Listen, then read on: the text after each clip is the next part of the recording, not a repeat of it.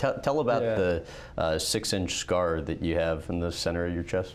Oh yeah, I mean, that was one of those things. I mean, I was born with a heart defect. It's a tetralogy of Fallot, and you know, I had a couple open heart surgeries when I was just a baby, when I was about 1 year old, and it's just funny how things work out because I ended up being, you know.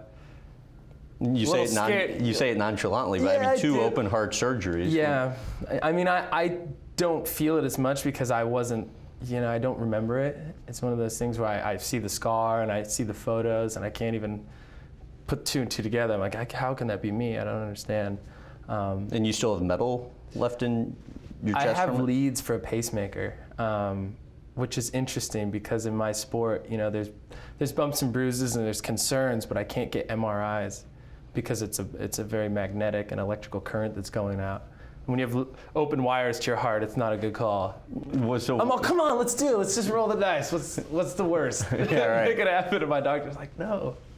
So please don't make us do this. What's the workaround on that? Like, how do you get checked out then? It's a strange process of it. It's like a dye contrast CAT scan. So they pretty much like inject some dye, and then they go through the CAT scan and certain X-rays, and if the fluid gets into other areas, then you know that there's like a tear or something in the soft tissue, because that's what MRIs show. It's like the cartilage.